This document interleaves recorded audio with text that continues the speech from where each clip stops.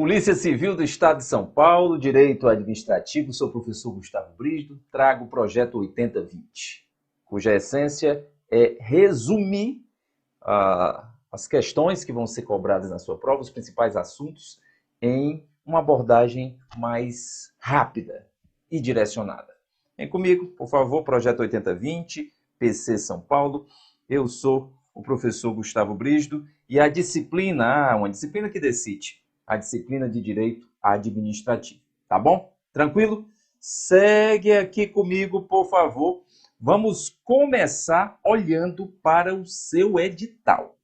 Quando eu digo começar olhando para o seu edital, é porque eu tenho que delimitar quais são os assuntos mais cobrados e direcionar a sua preparação. Tá bom? Tá comigo? Segue a missão. Primeiro tópico do seu edital. Você tem aqui, dos princípios da administração pública. Perceba, não foi especificado nenhum ponto. Só os do artigo 37? Não se especificou. Então, aqui temos que considerar princípios explícitos e implícitos também, tá? Vem. Da administração pública direta e indireta. Só um detalhe, mas claro que a nossa referência maior está no artigo 37, caput da Constituição Federal, e aqui você encontra o clássico LIMP, a legalidade, a impessoalidade, a moralidade, a publicidade e a eficiência. Não são apenas estes, mas são sobretudo estes, tá? Administração pública direta e indireta. Ora, administração direta, vocês vão ser servidores, da administração direta estadual, da administração direta do Estado de São Paulo. Fica atento em relação a isso. E a administração direta, lembrete, é formada pela União, pelos estados, pelo Distrito Federal e pelos municípios. E a administração indireta, formada pelas autarquias, pelas fundações, pelas empresas públicas e pelas sociedades de economia mista, tá? Dos poderes administrativos, nós temos importantes poderes administrativos. O poder vinculado, discricionário, hierárquico, disciplinar, normativo e o poder de polícia administrativa. Eu devo lembrar que, estatisticamente, nós temos dois poderes mais cobrados. O poder disciplinar, que é o poder punitivo do Estado, tá?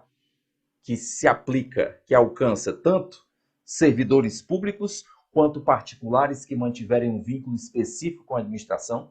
E temos o poder de polícia administrativa. Vocês, Polícia Civil, vocês vão exercer, sobretudo, a polícia judiciária.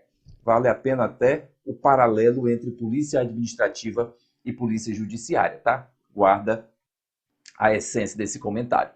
Lembrete, a polícia administrativa é em regra negativa, porque traz restrições, limitações, proibições, enfim. Segue. Atos administrativos. Aqui colocaram a expressão ato administrativo e a gente vai ter que se preocupar com os elementos ou requisitos, com os atributos, com as classificações, com as formas de extinção. A gente vai poder falar com calma sobre esse tema. Serviços públicos, eita, assunto importante. Do conceito aos princípios, passando pela classificação. Quando a gente trabalha com os princípios do serviço público, a gente tem que visitar a Lei 8987, que é a Lei das Concessões e Permissões de Serviço Público. O conceito de serviço adequado, certo? O conceito de serviço adequado, ele reúne 8 princípios, porque o serviço público deve ser prestado com continuidade, com modicidade, com atualidade, com generalidade, com eficiência. São 8 princípios importantes que a gente vai trabalhar. Responsabilidade civil do Estado. A responsabilidade civil do Estado, em regra, é objetiva e, em regra, segue uma teoria, que é a teoria do risco, do risco administrativo. Nós temos a responsabilidade objetiva e nós trabalhamos, sim, com a teoria do risco administrativo.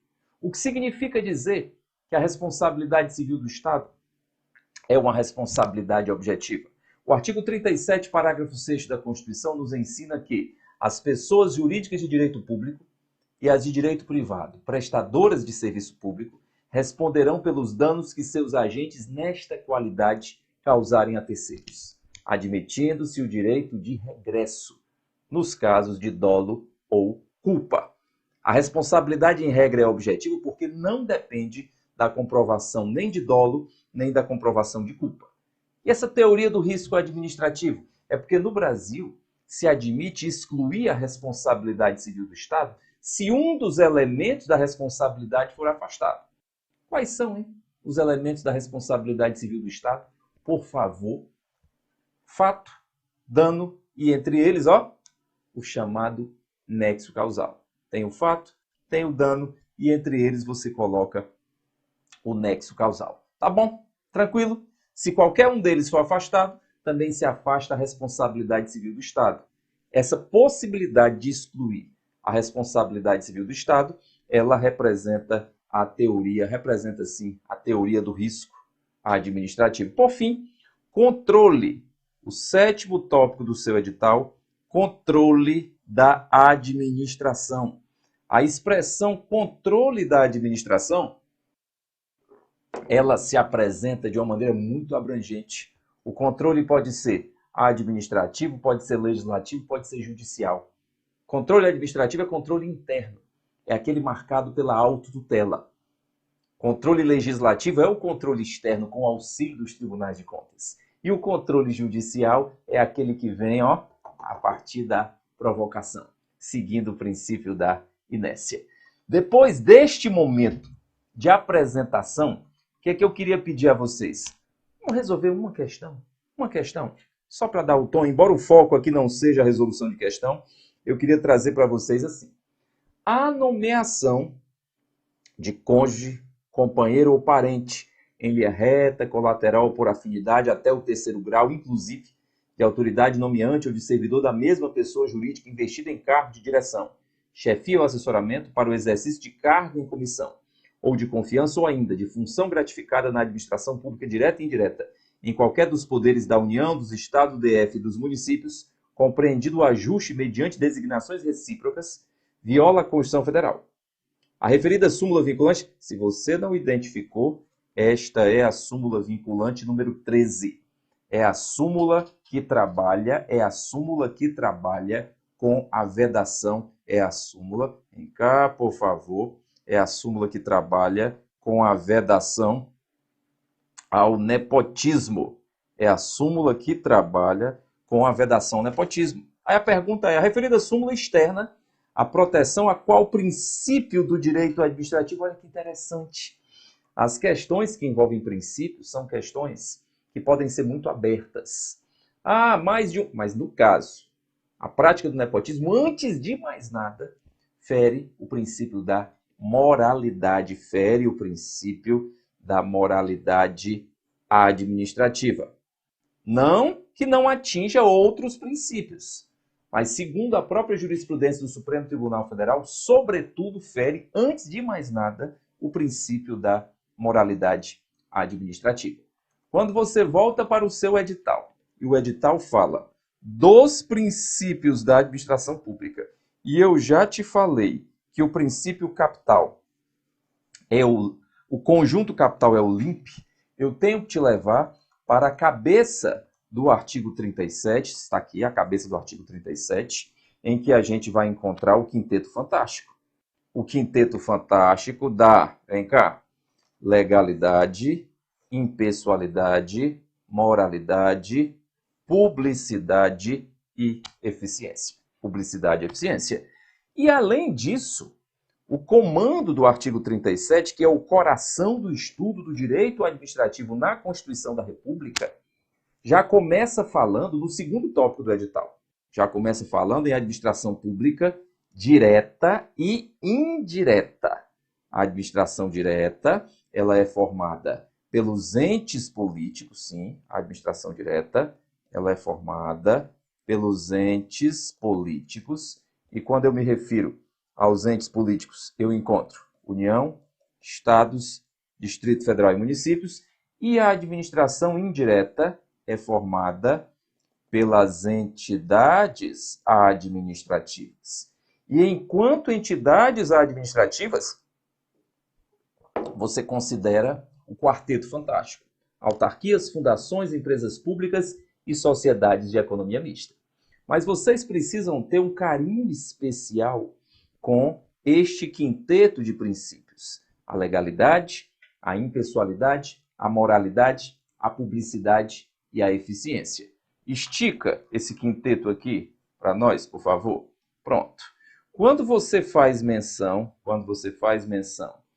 à legalidade, eu peço que você não confunda legalidade com licitude. Por favor, não confunda legalidade com licitude.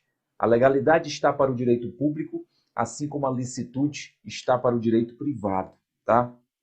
Vem cá. A legalidade está para o direito público, assim como a licitude está para o direito privado. Apontar para a legalidade, uma conduta legal é uma conduta que tem que estar de acordo com a lei. Vocês, alô polícia, atenção polícia, vocês só poderão agir segundo o que a lei disser. Secundo legem, nem contra legem, que é contra a lei, nem praeter legem, que é além da lei. O que é diferente da esfera privada. Na esfera privada, que é a esfera da licitude, os particulares, eles podem fazer tudo que a lei não proíbe. É lícito ao particular, guarde essa explicação. É lícito ao particular fazer tudo que a lei não proíbe. Essa liberdade da licitude, a licitude está para o direito privado, assim como a legalidade está para o direito público, assim como a legalidade está para o direito público, tá certo? Segue a missão, segue o jogo, trago a marca da impessoalidade.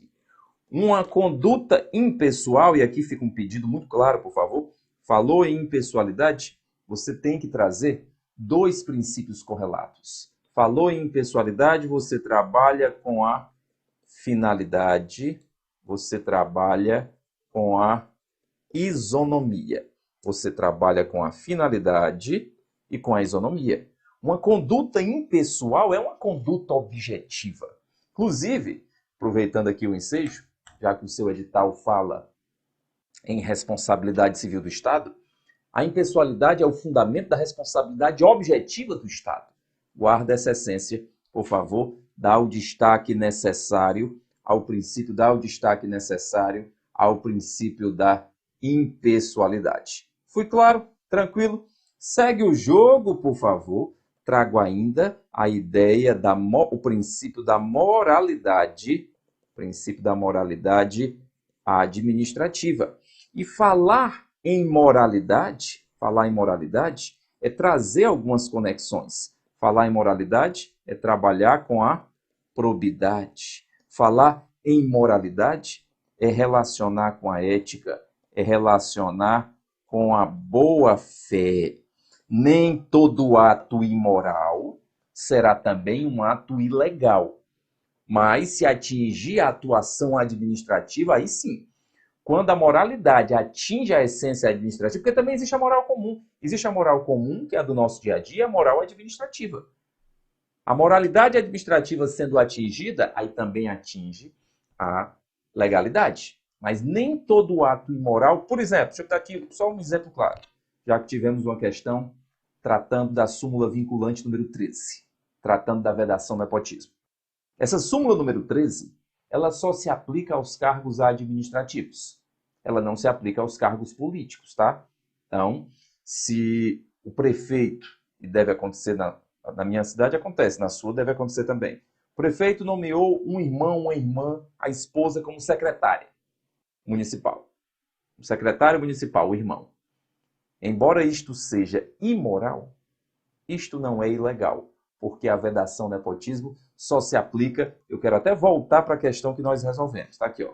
A súmula vinculante número 13 só se aplica aos cargos administrativos. Só se aplica aos cargos, sim, só se aplica aos cargos administrativos, tá? Tenha muito cuidado em relação a isso. Tá certo? Tranquilo? Nem todo ato, portanto, nem todo ato imoral vai ser ilegal.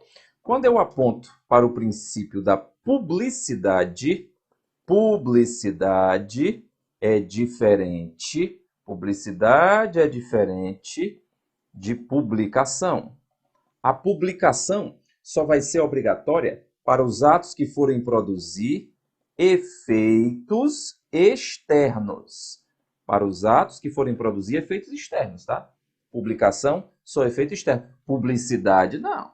A publicidade é mais abrangente. Publicidade tem relação direta, vou até colocar aqui do lado, tem relação direta com a ideia de transparência. Falou em publicidade, pensou em transparência. A publicidade, ela aperfeiçoa os mecanismos de controle da administração pública, tá? Fica atento. Por fim, eficiência. Eficiência. A gente vai poder trabalhar com mais calma com o princípio da eficiência quando nos depararmos com o estudo do serviço público. Porque o princípio da eficiência, ele foi inserido no ordenamento jurídico apenas em 95, nesta lei, a Lei do Serviço Público, a Lei das Concessões e Permissões, com a Lei 8987. A emenda 19 o colocou no patamar constitucional em 98, mas em 95 já tinha ingressado. E, por favor, falou em eficiência, pensou em qualidade. Qualidade na prestação do serviço público, tá? Falou em eficiência, pensou em qualidade, qualidade na prestação do serviço público. Tá bom? Tranquilo? Tudo bem? Vamos aproveitar aqui, porque o tópico 2 do seu edital, vem cá, nós fizemos aqui um passeio pelo tópico 1, dê o okzinho, vamos para o tópico 2, administração direta e indireta. Administração direta e indireta, tá? Quando a gente faz menção à administração direta e indireta, deixa eu começar resolvendo essa questão. Olha o que essa questão nos apresenta, por favor.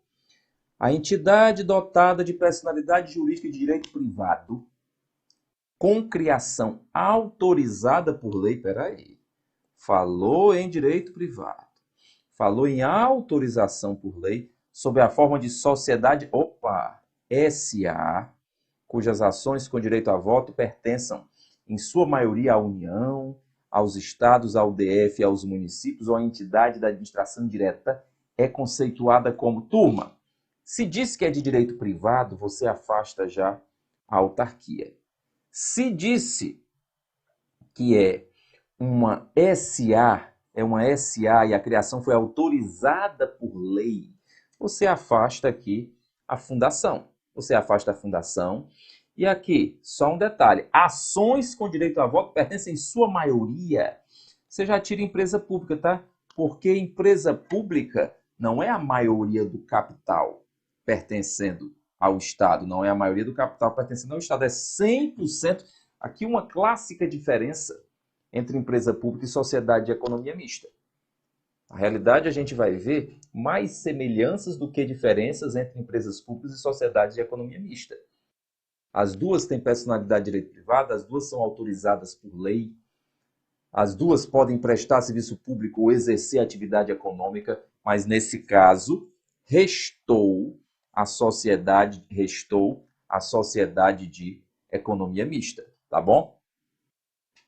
Quando você se depara com a expressão administração pública, você vai ter um cuidado especial com os sentidos que essa expressão pode assumir. Você tem tanto o sentido subjetivo, formal ou orgânico, e você tem o sentido objetivo, material ou funcional. Vamos trabalhar assim. Se eu me refiro aos sujeitos que exercem a atividade administrativa, se eu me refiro a vocês, sujeito é subjetivo, tá? Portanto, sentido subjetivo, formal ou orgânico são as pessoas jurídicas, os órgãos e os agentes que exercem a atividade administrativa. Aqui, a pergunta que deve ser feita é a pergunta quem? Quem exerce a atividade administrativa. Aqui é a administração pública com A maiúsculo. Em sentido objetivo, material ou funcional, não é quem, é o que. O que, tá certo? É a própria função ou atividade administrativa. Aqui você tem a própria atividade administrativa em destaque, tá certo? Trace o necessário paralelo. Tenha muito cuidado, por favor. Sentido subjetivo é quem exerce a atividade administrativa. Sentido objetivo são as próprias atividades administrativas. E detalhe, existem quatro possíveis atividades administrativas. Quais são as quatro possíveis atividades administrativas? Poder de polícia, que está no seu edital, tá? Poder de polícia, que está no seu edital. Serviço público, que está no seu edital. Fomento e intervenção do Estado no domínio econômico, tá certo? Existem quatro possíveis atividades administrativas. Só para guardar com calma. Coloque frente a frente os dois sentidos de administração pública. A administração com A maiúsculo são os sujeitos que exercem a atividade administrativa. Vocês, conjunto de agentes, órgãos, entes e entidades que exercem a atividade administrativa. A administração pública em sentido objetivo, objetivo material ou funcional, são as próprias atividades administrativas com quatro possibilidades. Poder de polícia, que está no seu edital, a prestação de serviço público, que está no seu edital, fomento, que significa incentivo, e a intervenção do Estado na atividade econômica. Tá bom? Tranquilo? Aproveitando o ensejo, eu também tenho que trazer uma tabelinha que coloque frente a frente as expressões desconcentração e descentralização. Ora, o que é desconcentrar? Desconcentrar é criar órgãos. A desconcentração é a criação de órgãos. A Polícia Civil do Estado de São Paulo nasce da desconcentração. Nasce da divisão interna de competências. Tem o governo do Estado de São Paulo, a Secretaria de Segurança Pública e a Polícia Civil. Uma divisão interna de competências, tá? Cuidado. A desconcentração aqui não possui personalidade jurídica própria. Os órgãos públicos são despersonalizados. Os órgãos públicos não possuem personalidade jurídica, tá certo?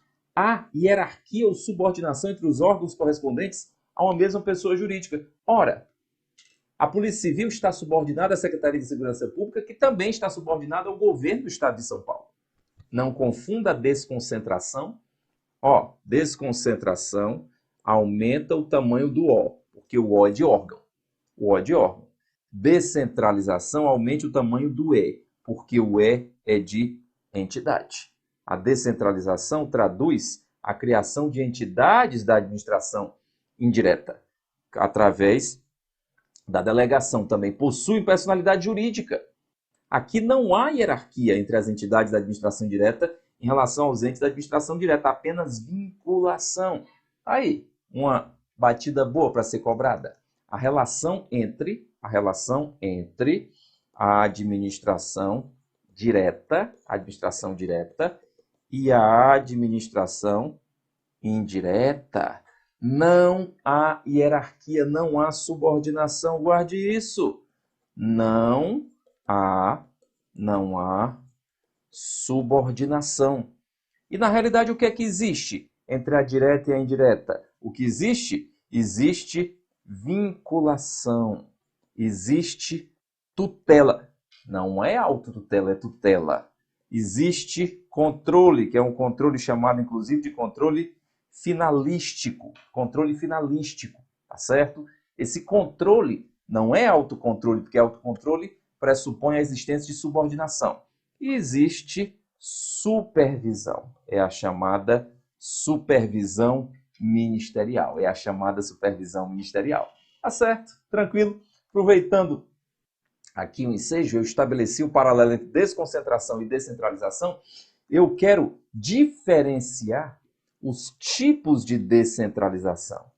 Nós temos dois tipos de descentralização.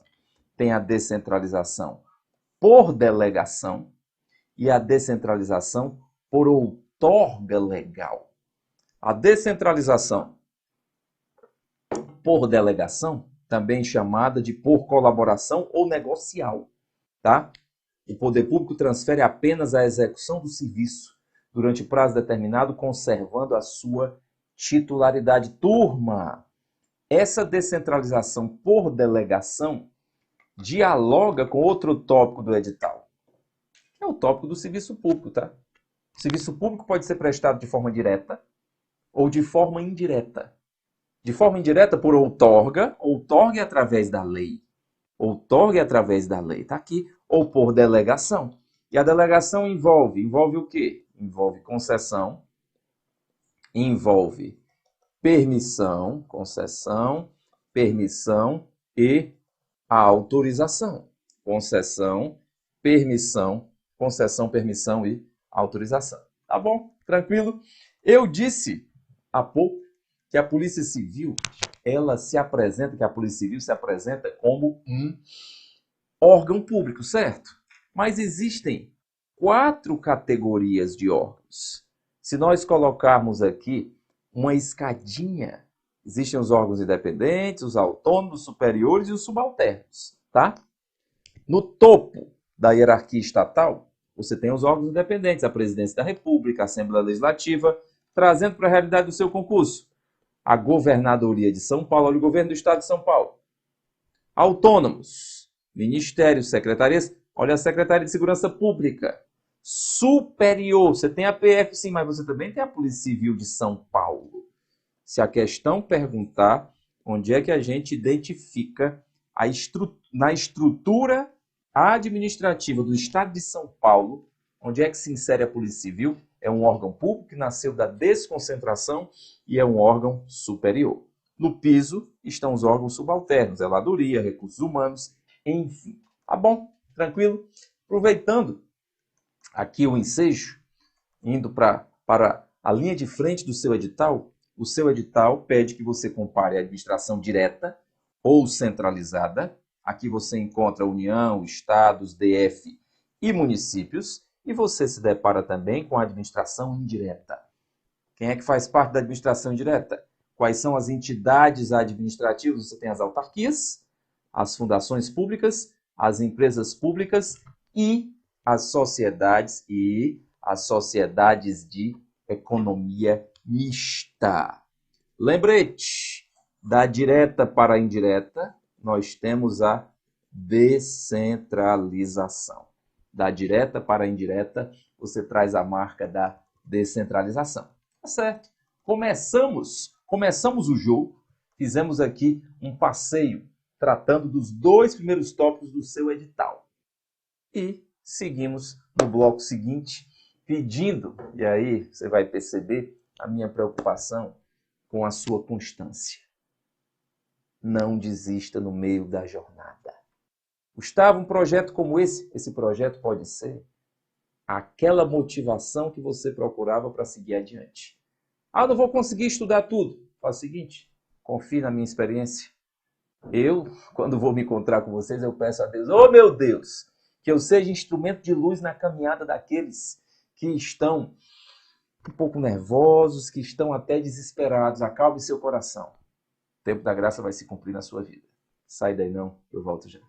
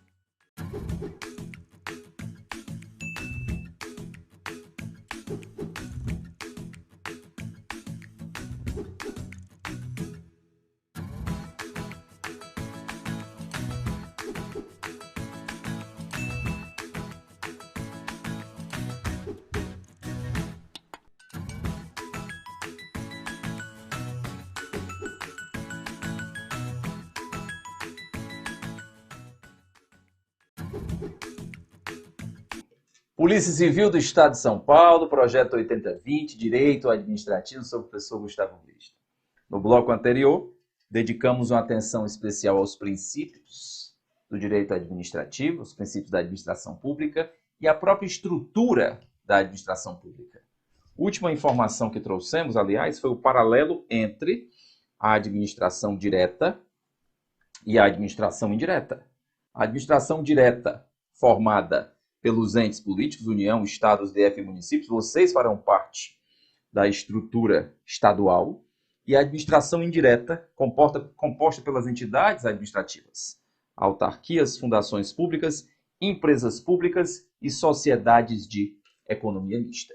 Aqui nos deparamos, olha que tabela linda que eu trago para vocês agora. Olhe uma tabela em que eu comparo, vem cá, aqui você tem a chamada da administração indireta, tá? Quando eu parto para ideia de criação ou autorização, vem aqui. Quais são as únicas criadas por lei? As autarquias são criadas por lei, as fundações públicas de direito público são criadas por lei. Trace um paralelo entre autarquia e fundação pública de direito público, elas são iguais, tá? As autarquias fundacionais ou fundações autárquicas. Perceba, fundação pública se divide em fundação pública de direito público e fundação pública de direito privado. A fundação pública de direito público, ela se confunde com a autarquia, ambas com personalidade jurídica de direito público, tá certo? Já a fundação pública de direito privado, estas são autorizadas por lei, assim como as empresas públicas e as sociedades de economia mista. Fica um pedido. Usou o termo fundação, pensou em patrimônio personificado. Usou o termo autarquia, pensou em serviço público. Aquelas expressões que servem de atalho para a sua vitória. Veja só. Falou em autarquia, pensou em serviço público, falou em fundação, seja qual for a fundação. Foi dada personalidade jurídica ao patrimônio. Falou em fundação, você tem um patrimônio personificado. Trabalhou com a fundação, você trabalha com a referência de um patrimônio ao qual foi atribuído personalidade jurídica. Um patrimônio personificado. Tá bom? Tranquilo? Segue. Empresas públicas e sociedades de economia mista, ambas autorizadas por lei, tá certo? Empresas públicas e sociedades de economia mista são autorizadas por lei. O que vai diferenciar aqui, inclusive na pauta das demais características, quais são os possíveis objetos sociais.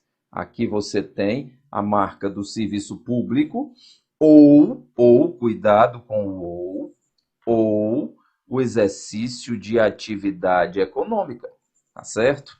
Isso muda, inclusive, me permita já combinar com o estudo da responsabilidade civil do Estado. Se a empresa pública, se a sociedade de economia mista, se são prestadores de serviço público, a responsabilidade delas vai ser objetiva. Responderão de forma objetiva, tá? Responderão de forma objetiva. Se exercerem atividade econômica, não. No exercício da atividade econômica, a responsabilidade será subjetiva. Mas ambas têm personalidade jurídica e direito privado, tá? E os seus bens são privados. Dizer que os bens são privados não impede,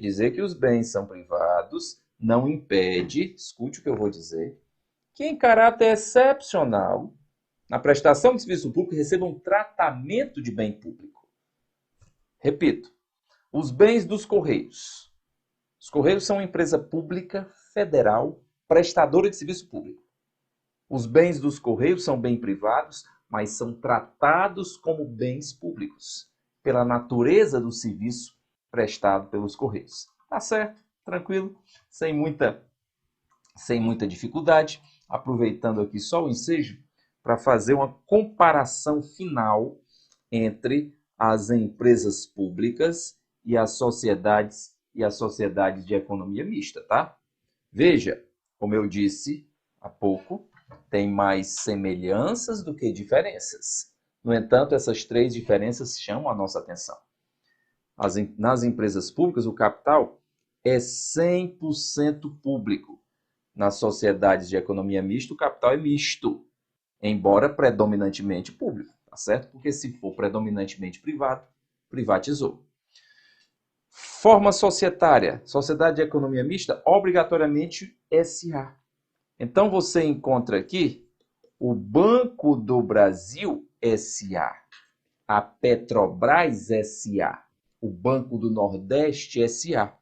Falou em sociedade de economia mista, tem que ser, vou colocar aqui até como exemplo, Banco do Brasil, aqui do lado, a Caixa Econômica Federal, que pode assumir qualquer forma societária, tá? Outra diferença, o foro. Porque empresa pública federal, suas ações são discutidas na Justiça Federal. Sociedade de economia mista federal, aqui não. Você leva para a Justiça Estadual. Tá certo? Tranquilo? Derrubamos 2 tópicos do seu edital. Eu gostaria de trabalhar agora com o tema dos atos administrativos. Se você volta para o seu edital, volta para o edital, por favor. Volta tudo. Atravessando tudo para te mostrar assim. Já vimos o item 1, o item 2, eu venho agora para o item 4. A gente vai trabalhar com o tema dos atos administrativos. Depois eu escolho os demais, tá? Falou em ato administrativo, você vai lá para o embrião da discussão, porque a classificação original, você tem de um lado, vem cá por favor, trago a chamada dos atos administrativos. Deixa eu bater o centro com uma questão. Vem cá. Segundo Eli Lopes Meireles, os atos administrativos. Que tal começar com o conceito de um dos principais autores do direito administrativo, que é Eli Lopes Meireles. Os atos administrativos são toda manifestação unilateral de vontade da administração pública que, agindo nessa qualidade, tenha por fim imediato adquirir, resguardar, transferir, modificar, extinguir e declarar direitos ou impor obrigações aos administrados ou a si própria. Nesse sentido, é correto afirmar que é elemento do ato administrativo. Vem cá. Antes de me preocupar com a identificação do elemento, eu me preocupo em olhar e te mostrar o conceito. Qual foi o conceito aqui apresentado? O que é um ato administrativo? Vem cá.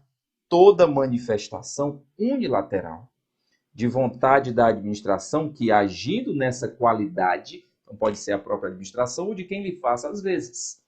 Então, quem recebe delegação, uma concessionária de serviço público, pode praticar um ato administrativo. Tenha por fim imediato, então a produção de efeitos é imediata, resguardar, transferir, modificar, extinguir e declarar direitos ou impor obrigações aos administrados ou a si própria. Estou procurando um elemento. Elemento aqui só pode ser o objeto.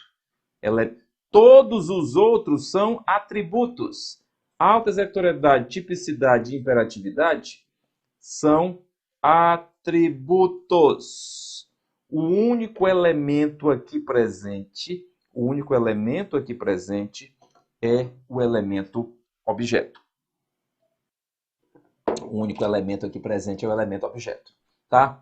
Vou mais longe. Antes de chegarmos aos atos administrativos, eu gostaria de que vocês comparassem 2 expressões maiores. Existem os atos jurídicos e os atos ajurídicos. Ato jurídico é aquele que visa produzir efeito jurídico. Ato ajurídico não. Repito, os atos jurídicos traduzem uma manifestação da vontade humana que visa a produção de efeitos jurídicos, tá? Por exemplo, o edital de um concurso. Os atos ajurídicos, também chamados de fatos administrativos, eles não têm a finalidade de produzir efeitos jurídicos, embora possam produzir tais efeitos.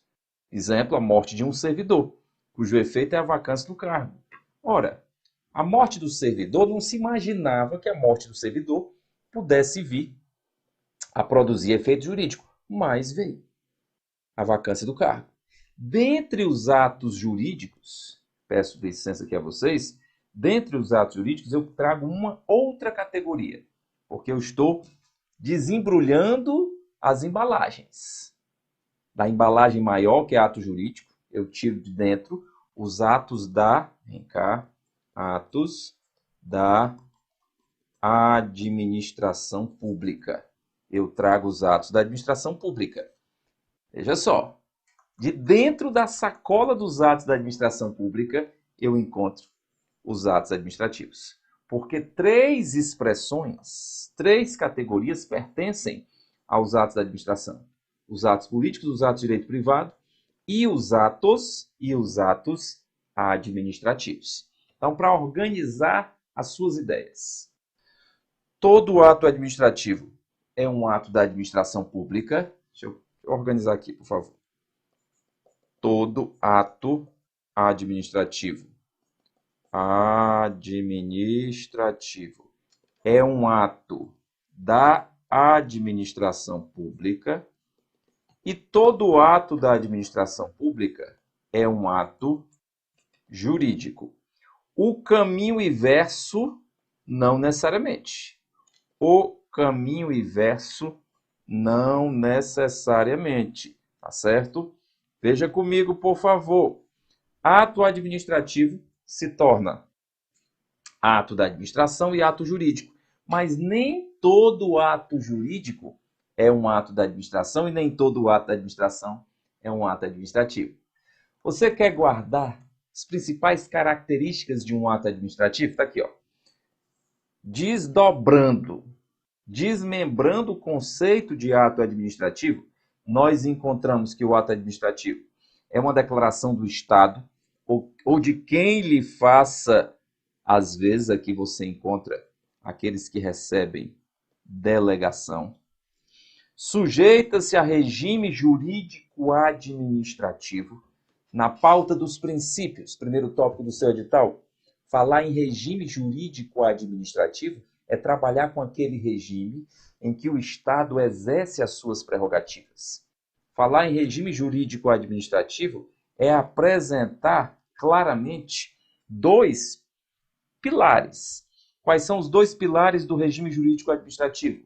A supremacia do interesse público, e a indisponibilidade do interesse público. Traga mais 2 princípios para cima da mesa. O princípio da supremacia e o princípio da indisponibilidade, tá? Tem supremacia e tem indisponibilidade. Essa dobradinha é vital para as nossas pretensões.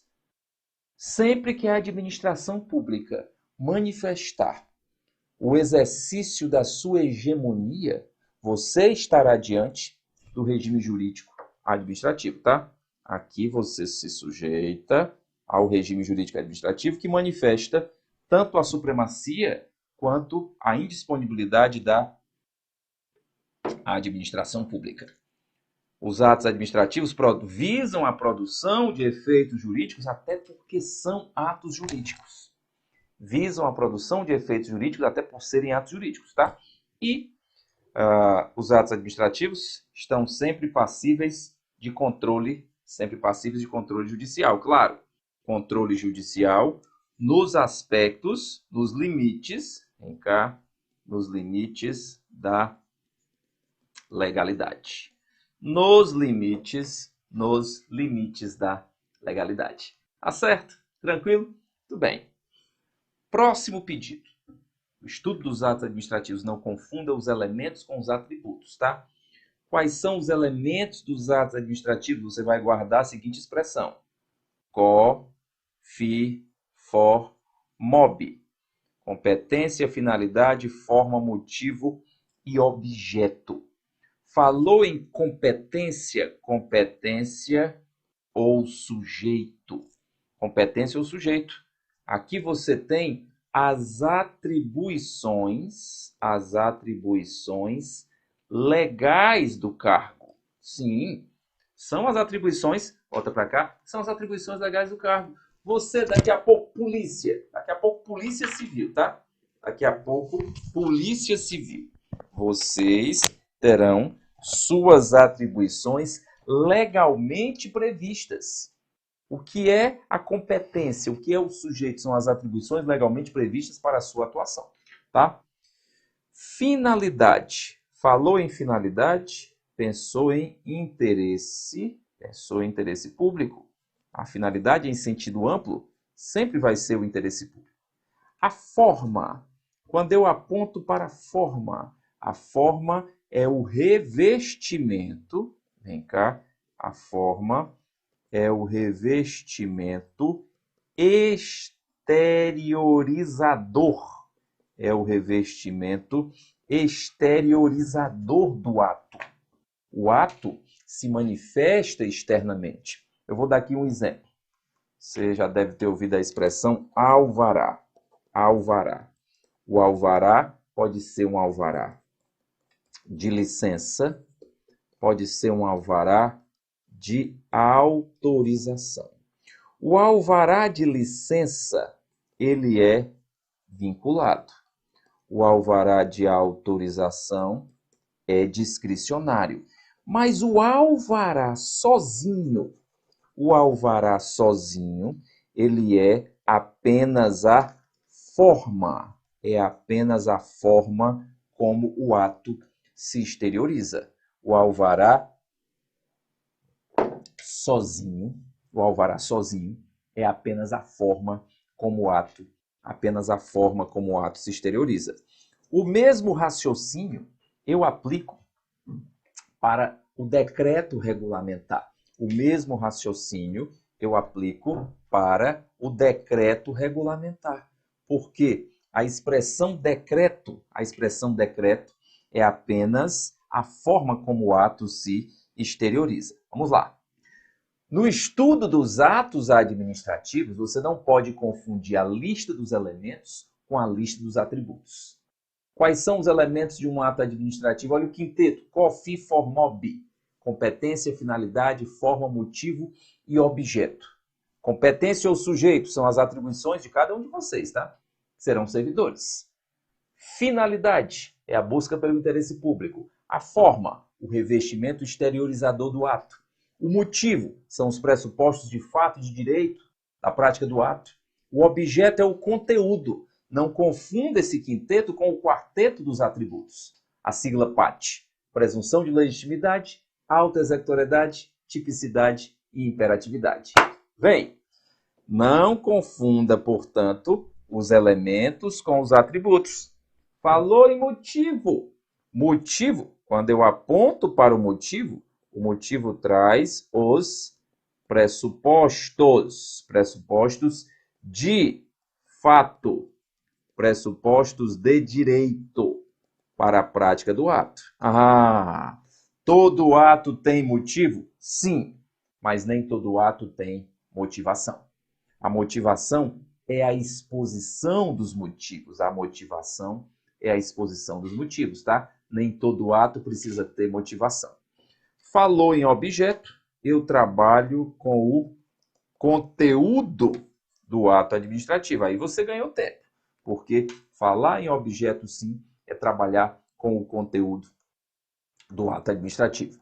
Aproveitando aqui um ensejo na lista dos elementos e a própria classificação dos atos administrativos. A pergunta agora é: se o ato for vinculado, quais elementos serão vinculados? Se o ato for discricionário, quais elementos serão discricionários? Vem cá. Se o ato for vinculado, competência, finalidade, forma, motivo e objeto serão vinculados, tá? Se o ato for discricionário, competência, finalidade e forma seguem vinculados, motivo e objeto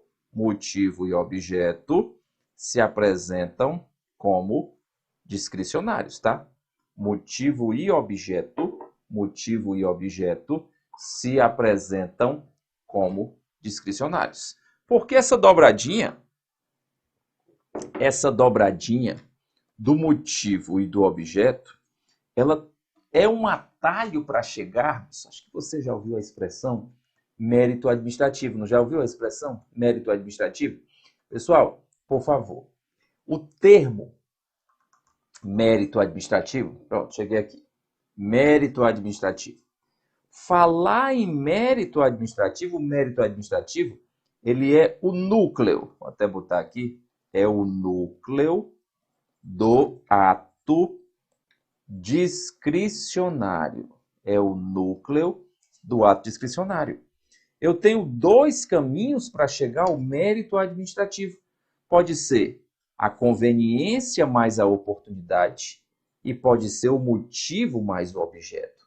Por que motivo e objeto? Motivo e objeto porque são os elementos discricionários. Motivo e objeto são os elementos discricionários, caso o ato seja discricionário, tá certo?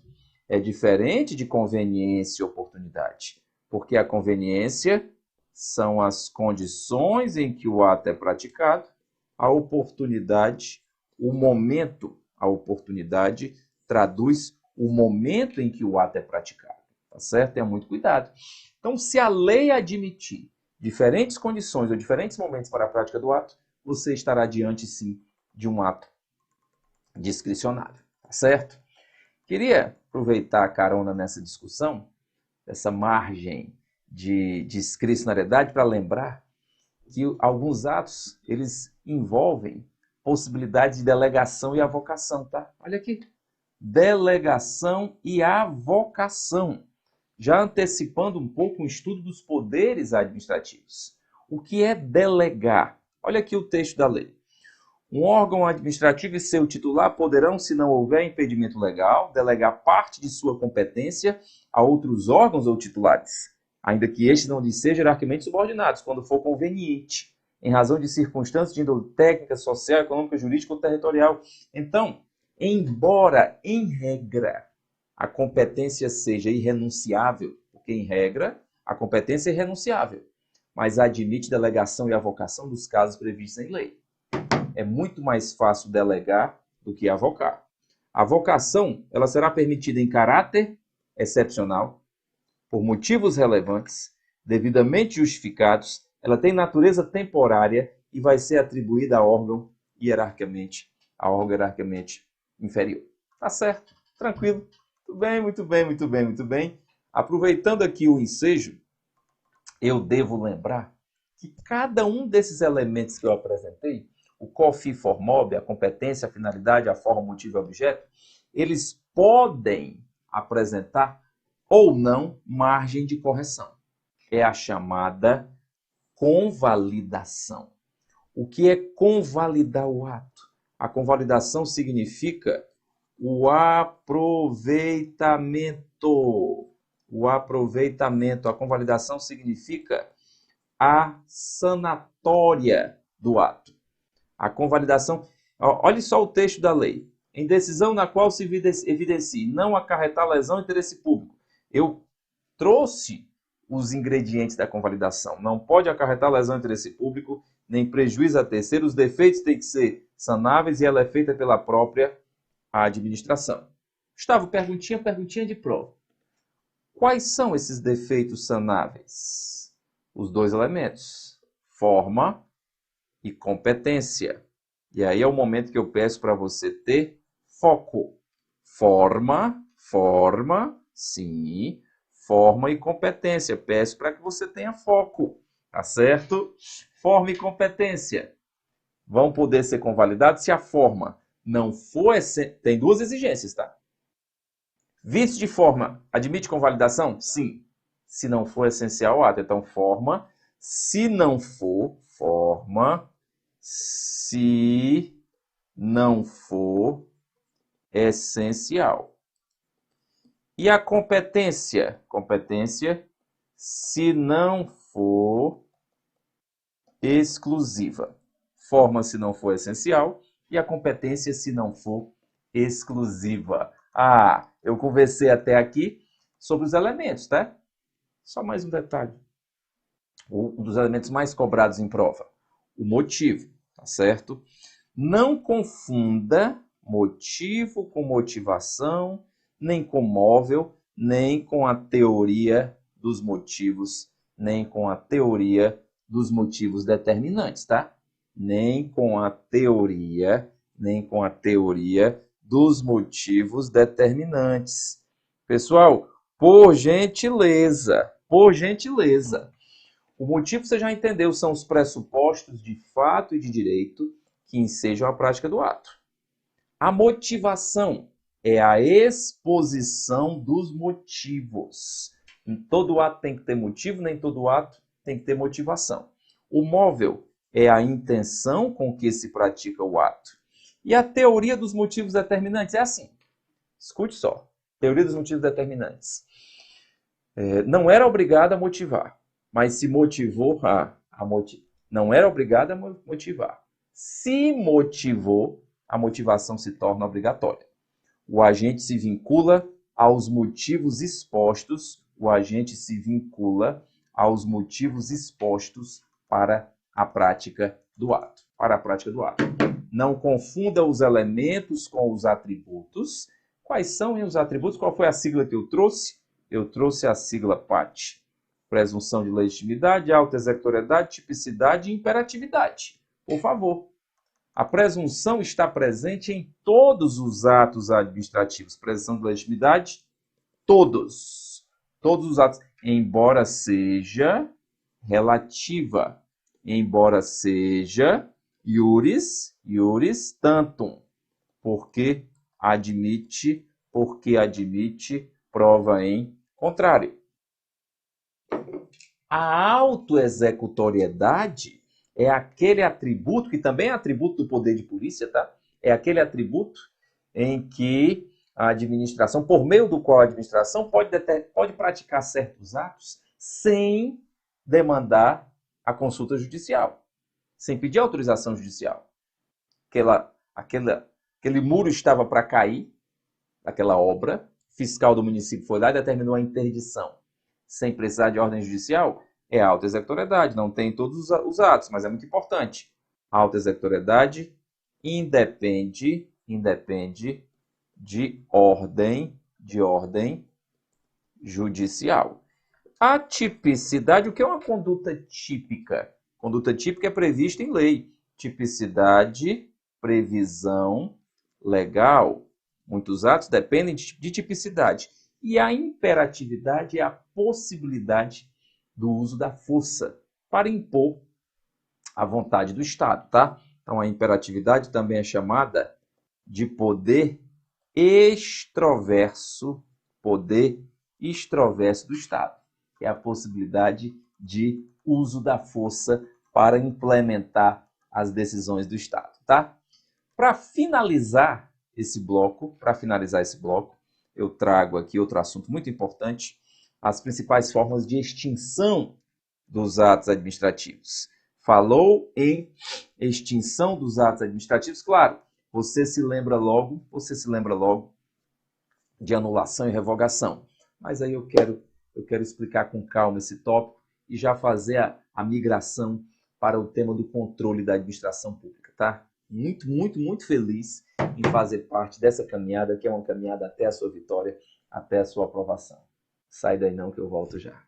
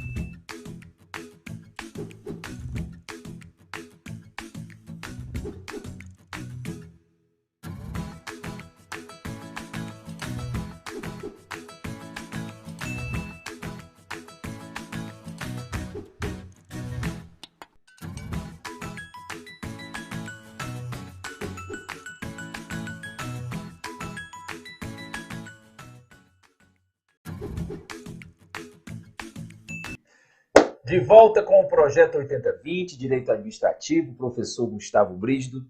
Nós estamos devorando o seu edital. Nos 2 blocos anteriores, cuidamos dos princípios, cuidamos da administração pública. Vou finalizar os atos administrativos, parto para controle da administração pública e responsabilidade civil do Estado. Esses assuntos são valiosos na nossa jornada, na nossa caminhada. Vem cá, por favor. Apontar para a extinção. Extinção, esse aqui é um dos assuntos mais cobrados de ato administrativo, por isso que eu tive assim, um cuidado especial com esse tema, tá? Por favor. Falou em extinção. Você começa dizendo, a extinção pode ser natural. Ou cumprir os efeitos, ou advento do termo, que acabou o prazo. Pode ter havido a renúncia, tá? O beneficiário renunciou a um ato ampliativo dado pela administração. Nós podemos nos deparar com a cassação. O que é a cassação? O beneficiário descumpriu os requisitos autorizadores do ato. Exemplo clássico, cassação de aposentadoria. O beneficiário se aposenta e depois se descobre que ele não preencheu os requisitos para a aposentadoria. Cassação de aposentadoria, tá? Caducidade. Aqui eu peço um cuidado muito especial, vou até colocar uma estrelinha aqui, porque como o seu edital também cobra o tema do serviço público, a gente vai explicar lá na frente a caducidade do serviço público. Nós podemos ter a caducidade do serviço público. Quando se declara a caducidade do serviço público, é porque a empresa concessionária descumpriu termos do contrato. Aqui não. Caducidade do ato é porque veio uma lei posterior e tirou os efeitos do ato. Vem cá, dá-se a caducidade quando a lei superveniente prejudica a manutenção do ato até então válido. A ilegalidade é superveniente e decorre de alteração legislativa, sem culpa do beneficiário. Um exemplo clássico, exemplo de prova. A prefeitura da sua cidade ou da minha, a prefeitura de São Paulo.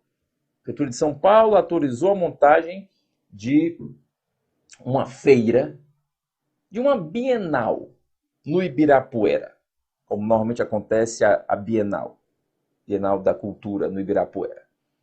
E autorizou para que essa feira funcionasse por 6 meses. Pouco tempo depois, a Câmara Municipal de São Paulo aprova uma lei proibindo a utilização de bens de uso comum do povo, como o Parque do Ibirapuera, para essa finalidade. Então, aquele ato que estava valendo perdeu seus efeitos em razão de uma lei, caducou. Olha a figura da caducidade, tá? E as 2 mais importantes formas de extinção, aqui eu coloco frente a frente, anulação, vem cá, anulação versus revogação. Você coloca frente a frente, anulação e revogação. A anulação é para atos ilegais. A anulação trata de controle de legalidade dos atos administrativos. A anulação é a retirada de atos inválidos, ou seja, ilegais, viciados. Controle de legalidade do ato administrativo. Já a revogação é a retirada de um ato válido, mas inoportuno ou inconveniente. Cuida-se de controle de mérito do ato administrativo, tá? Detalhe, aponte para trás. A anulação aponta para trás, porque a anulação é ex tunc. A revogação aponta para frente, porque a revogação é ex nunc.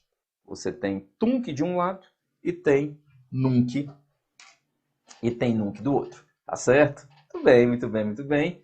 Partamos agora para o próximo tópico. Do seu edital. Controle da administração pública. Eu me deparo com a expressão controle da administração pública e essa expressão ela vem em sentido amplo, porque o termo controle da administração pública ele engloba o controle administrativo, o controle legislativo e o controle judicial. Controle administrativo é o controle interno. Controle administrativo é regido pelo princípio da autotutela. Controle administrativo é regido pelo princípio da autotutela. O controle administrativo é o controle realizado pela própria administração pública em relação aos seus atos, com base na autotutela administrativa. Ora, a administração anula ou revoga os seus próprios atos, é controle administrativo. A revogação, no caso, só pode vir por controle administrativo, porque não cabe a revogação determinada pelo judiciário, já que a revogação é controle de mérito. Mas quando a administração identifica que ela praticou um ato ilegal, a administração parte da referência também do controle administrativo quando ela mesma, por decisão própria, de ofício, anula o ato. Falou em controle legislativo, pensou em controle externo. Falou em controle legislativo, pensou em controle externo. É o controle desempenhado pelo Legislativo com auxílio do Tribunal de Contas. Inclui o controle político e financeiro dos poderes executivo, judiciário e do próprio Legislativo. Já o controle judicial tem relação direta com um princípio, olha o nome desse princípio que eu vou colocar aqui, o princípio da inércia. Relação direta com o princípio da inércia, controle exercido pelo judiciário no exercício da sua função típica sobre os atos da administração pública. Tá certo? Vamos agora nos divertir com outras classificações do controle da administração pública. O controle pode ser quanto à extensão interno ou externo. O interno é aquele realizado dentro de um mesmo poder. Quando a própria administração de São Paulo, a administração estadual, controla os seus próprios atos internamente. Controle externo realizado por um poder em relação a outro poder. Controle externo, classicamente, é desempenhado pelo poder legislativo. O controle externo é o controle clássico do legislativo, tá? Segue. Quanto ao âmbito de atuação, pode ser por subordinação ou por vinculação. Vem cá, por gentileza. Ah, Gustavo, só uma dúvida. Tem alguma exceção quanto ao judiciário interferir na revogação do ato? Não. Veja só. Em regra, vou até escrever isso aqui para você. Em regra, não se admite controle judicial do mérito administrativo. Em regra, não se admite controle judicial do mérito administrativo. Gustavo, tem alguma exceção? Tem alguma exceção? Se, por exemplo, a revogação tiver ferido princípios constitucionais, princípios da administração pública. Aí, na realidade, vai deixar de ser um controle de mérito, vai se tornar, na realidade, um controle de legalidade, um controle de juridicidade, um controle de constitucionalidade, podendo até chegar a esse ponto, tá? Mas, em regra, é até item de prova, não cabe controle judicial do mérito administrativo. Quanto ao âmbito de atuação, o controle pode ser por subordinação ou por vinculação. Por subordinação ou por vinculação, tá? Vem cá. Controle por subordinação. Realizado por autoridade ou órgão hierarquicamente superior. Aquele que praticou o ato. Decorre do poder hierárquico. E somente pode ser praticado dentro de uma mesma pessoa jurídica. Então, o controle por subordinação tem relação com o poder, hierárquico. Tem relação com o poder hierárquico, tá? Segue. Controle por vinculação, praticado pela administração direta em relação às entidades da administração indireta. Não há relação hierárquica. Já falei sobre isso e repito. Entre a administração direta e a indireta não existe subordinação. Tem tutela, tem controle, tem fiscalização, tem supervisão ministerial. Subordinação não tem. tá? Quanto ao aspecto controlado, o controle pode ser de legalidade, o controle pode ser de mérito. Controle de legalidade consiste em observar se o ato praticado está em conformidade com a lei, em sentido amplo, com o ordenamento jurídico. Caso o ato controlado esteja em desconformidade com a lei, este será, vem cá, este será anulado. Controle de legalidade nos remete à anulação. Pode ser realizado pela própria administração pública, pode ser realizado pelo Poder Judiciário. Já o controle de mérito, aqui se trata da análise dos aspectos de conveniência e oportunidade do ato administrativo controlado, em regra, somente pela administração pública. Como eu comentei há pouco, não se admite, como regra, o controle judicial do mérito, administrativo, tá? Segue. O controle quanto ao momento, ele pode ser prévio, concomitante ou posterior. Turma, tem sido cada vez mais aperfeiçoados os mecanismos de controle da administração pública. Então, o controle, a publicação de um edital de licitação tem desde o controle prévio à elaboração do edital, concomitante à realização da licitação, posterior aos efeitos da licitação, só para trazer um exemplo, tá? Controle prévio é aquele realizado antes da formação do ato administrativo controlado. Controle concomitante, durante a execução do ato, controle posterior sobre os atos já praticados. Eu mencionei há pouco uma das formas de extinção dos atos administrativos, eu falei da cassação. Cassação de aposentadoria, o servidor já se aposentou. Aí vem o controle posterior pela sua cassação. Tá bom? Tranquilo? Quanto à iniciativa, o controle pode ser de ofício, ex ofício ou provocado. De ofício, aquele realizado por iniciativa própria do órgão controlador. Provocado, realizado a pedido da parte interessada. Tá certo? Queria, no âmbito do controle administrativo, fazer uma provocação a vocês. Existe a figura do recurso hierárquico, tá? Eu queria diferenciar o recurso hierárquico próprio e o recurso hierárquico impróprio. O recurso hierárquico próprio denomina-se próprio porque, de fato, propriamente há hierarquia. No impróprio, não. O impróprio é exceção. Como não há hierarquia, tal recurso é denominado impróprio. O texto da lei, aqui estou me lembrando do artigo 12 da Lei 9784, que é a lei que regula o processo administrativo federal, tem assim: decorre do controle finalístico ou da supervisão ministerial. Por exemplo, recurso endereçado ao Ministério em face de decisão proferida por autarquia a ele vinculada. Então, o controle o recurso chamado de próprio porque é com hierarquia,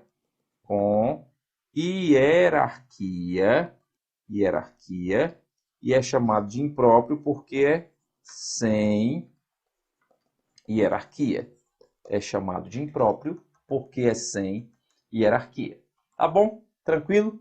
Só para não perder aqui o ensejo, quando a gente fala sobre controle legislativo, eu disse mais cedo, tem o controle legislativo com o auxílio dos tribunais de contas. Como você vai fazer um concurso em São Paulo, eu devo lembrar que os tribunais de contas em São Paulo têm uma figura bem peculiar, que é o Tribunal de Contas do município de São Paulo, certo? Os tribunais de contas são órgãos independentes de natureza administrativa que auxiliam o legislativo na tarefa de fiscalizar. Existe o clássico, você tem o TCU, tá? Existe o Tribunal de Contas da União, um TCU. Mas cada estado tem o seu próprio Tribunal de Contas. São 26 tribunais de contas, mais o do Distrito Federal. E aqui, dentre esses 26, você tem o TCE São Paulo. São Paulo tem 2 tribunais de contas. Tem o TCE São Paulo, que é estadual, e tem o Tribunal de Contas dos municípios de São Paulo. Tá? Do município, perdão, singular, porque Tribunal de Contas dos municípios são 3. Bahia, Pará e Goiás. Gustavo, por favor, qual é a diferença desse Tribunal de Contas dos municípios para o Tribunal de Contas do município no singular? Tribunal de Contas dos municípios é estadual. É estadual. Alcança todos os municípios do estado, na Bahia, Pará e Goiás. E Tribunal de Contas do município é municipal. Aqui é municipal. Você encontra no Rio e em São Paulo apenas, e nem podem mais ser criados, porque atualmente não são mais admitidos tribunais de contas de âmbito estritamente municipal. Só admitem esses dois porque são anteriores, esses dois são anteriores à Constituição de 88. E como existe essa peculiaridade em São Paulo, isso chama a atenção para o tema dos tribunais de contas. Tá certo? Bacana? Eu vou pegar carona, não vou perder tempo, já engato com o próximo tema, o tema da responsabilidade do Estado. Responsabilidade civil, vem cá, por gentileza, responsabilidade civil do Estado. O termo responsabilidade civil significa responsabilidade patrimonial, tá? Responsabilidade civil do Estado é a responsabilidade patrimonial. Nós temos que partir da premissa de que existem 3 elementos na responsabilidade civil do Estado: fato, o dano e, entre eles, o nexo causal, tá? Vem cá, você apresenta 3 elementos. Vem cá, por gentileza. Eu tenho fato, eu tenho o dano, eu tenho fato, eu tenho o dano, e entre eles eu apresento o nexo causal. Se qualquer desses elementos for afastado, você também afasta a responsabilidade civil do Estado, porque o Brasil adota uma teoria, é a chamada teoria do risco administrativa. Então, por favor, antes de fazer os meus comentários sobre responsabilidade civil, você já sabe que o termo civil significa patrimonial, você já sabe que a responsabilidade civil do Estado é, em regra, objetiva. Por quê que, em regra, é objetiva? Porque não depende da comprovação de dolo ou de culpa. Não depende, absolutamente não depende da comprovação de dolo ou culpa, certo? Guarde essa essência. A responsabilidade civil, ela é objetiva porque não interessa se o agente atuou de forma dolosa ou culposa. É até um desdobramento do princípio da impessoalidade. E aí você também vai lembrar que a responsabilidade civil do Estado tem espelho na teoria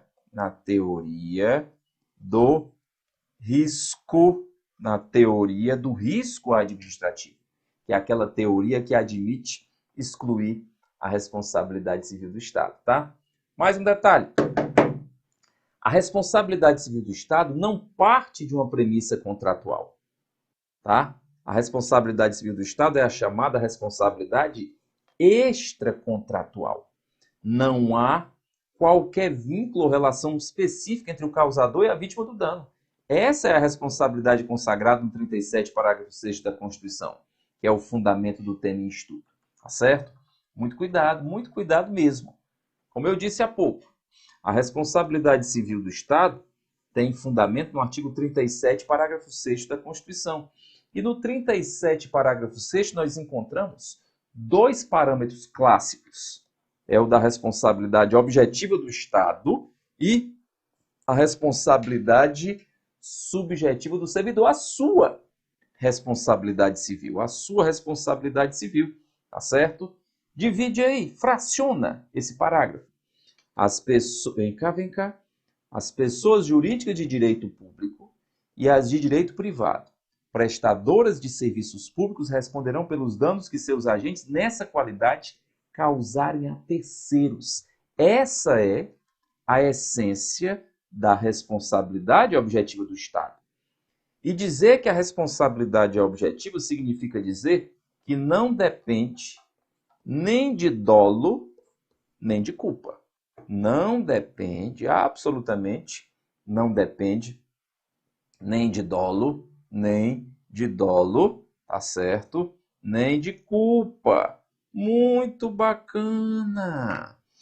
Porém, se falarmos na sua responsabilidade civil, que é a responsabilidade subjetiva, ela vai... Aqui, ó, olha o final do parágrafo. Assegurado o direito de regresso contra o responsável nos casos de dolo ou culpa.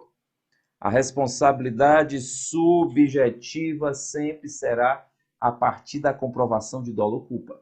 Você, servidor, você, servidora, não pode responder de forma objetiva. Você só responde de forma subjetiva e a partir de uma ação chamada ação de regresso. É o direito de regresso, em que se tem que comprovar a existência de dolo ou a existência de culpa. Tá bom? Tranquilo? Comentei mais cedo, repito aqui. Quais são os elementos da responsabilidade civil do Estado? Você traz uma trilogia muito importante. Conduta, dano e o nexo de causalidade. Existem esses três elementos, qualquer deles sendo afastado, você também afasta a responsabilidade civil do Estado, tá? Essa conduta pode ser ação ou omissão, ela pode ser lícita ou ilícita. O dano pode ser moral, pode ser material. E o nexo de causalidade é entre a conduta e o dano, tá certo? Tem a conduta, o fato, né? Tem o dano e entre eles o nexo de causalidade. Qualquer destes elementos sendo afastado, você também afasta a responsabilidade civil. Vem cá. A conduta pode ser lícita, pode ser ilícita. Se a conduta for ilícita, fica até mais fácil. Feriu o princípio da legalidade. Conduta ilícita, feriu o princípio da legalidade. Conduta lícita tem que estar amparada pelo princípio da isonomia. Como assim, Gustavo? Uma conduta lícita. Imagine, a prefeitura, o governo de São Paulo, trabalhando na expansão de uma das linhas do metrô, em uma perfuração, rachou a parede de um condomínio residencial. Estava atuando de forma lícita, mas os moradores desse condomínio não podem ser prejudicados por essa conduta lícita, tem que receber um tratamento diferenciado, daí advém o princípio da isonomia. Guardou o exemplo e o exemplo de acordo com a realidade de São Paulo, tá? A conduta pode ser por ação e pode ser por omissão. Se a conduta decorrer de ação, você já sabe que a responsabilidade é objetiva. Se a conduta decorrer de omissão, você divide a omissão em duas categorias. Atenção, polícia! O tema da responsabilidade civil tem uma estatística de cobrança altíssima na sua prova, porque vocês lidam com situações que remetem à responsabilidade civil do Estado. Se a omissão for específica, aquele preso na delegacia sob a guarda do Estado foi morto com uma arma que entrou ilegalmente na delegacia. A omissão foi específica, a responsabilidade é objetiva. Se for uma omissão genérica, uma pessoa, infelizmente, foi assaltada em uma rua escura, de madrugada, afastado, sem policiamento qualquer, aí tem que ter a comprovação de dolo ou culpa. A responsabilidade já passa a ser uma responsabilidade subjetiva. Tá bom? Tranquilo? Eu comentava há pouco a existência da teoria clássica que o Brasil adota. O Brasil adota a teoria do risco administrativo. Mas também existe a teoria do risco integral. O que é a teoria do risco integral? Em situações pontuais, o Brasil adota a teoria do risco integral, segundo a qual o Estado é garantidor universal. Logo, essa teoria não admite excludentes, a exemplo de dano nuclear e ambiental. Exceção. Teoria do risco integral, ela é exceção. Porque a regra no Brasil é a teoria do risco administrativo, tá? A responsabilidade civil objetiva depende da comprovação de alguns elementos, quais sejam conduta, dano e nexo, conduta, dano e nexo de causalidade. A supressão de quaisquer desses elementos acarreta a exclusão da responsabilidade, a exclusão da responsabilidade civil do Estado. Gustavo, como é que a gente pode excluir? Eu vou te mostrar. Olha aqui os excludentes do nexo de causalidade. Tema clássico na sua prova. Você traz culpa exclusiva da vítima, culpa exclusiva de terceiro, caso fortuito e força maior. Por exemplo, pedestre foi atravessar a rua embaixo de uma passarela, era proibido atravessar pela pista de alta velocidade, ele se jogou na frente de um carro oficial. Culpa exclusiva da vítima, infelizmente. Infelizmente, culpa exclusiva da vítima. Ele foi empurrado por outro. Culpa exclusiva de terceiro. O Estado não pode responder por isso. Ah, mas se o carro da polícia, carro oficial, aliás, vou tirar o carro da polícia, carro da Prefeitura de São Paulo, carro de uma secretaria, estava acima do limite de velocidade, aí a gente já muda o cenário. Deixa de ser culpa exclusiva da vítima ou de terceiro, e a gente vai fazer uma culpa concorrente, vai dividir a responsabilidade, porque o carro estava além do limite da velocidade, até a indenização vai ser fatiada. Até a figura da indenização vai ser fatiada. Tá certo? Tranquilo? Nós fizemos aqui 3 blocos. Nós não concluímos o seu treinamento, tá? Eu vou deixar aqui só a nossa programação, o que é que vai ficar faltando para fechar. Trago aqui diretamente. Deixa eu voltar lá para o seu edital. Vou voltar lá para o começo para o seu edital. Estou voltando aqui os slides, tá? Vem cá. Nós já vimos, aí, os princípios, a administração pública, os atos, responsabilidade e controle. Fica faltando poderes administrativos e serviço público para finalizar o nosso projeto 8020, certo? Eu não acredito em coincidência, eu trabalho com providência e agradeço a Deus a oportunidade de eu participar do seu projeto de vitória, do seu projeto de aprovação. Se tiver alguma dúvida, me manda pelo fórum de dúvidas, tá? Do GRAM. Se quiser falar mais rapidamente comigo, me dê a honra de entrar em contato pelo meu Instagram, que é @GustavoBrígido, tá? @GustavoBrígido. E a gente mantém aqui a nossa programação. Beijo no coração.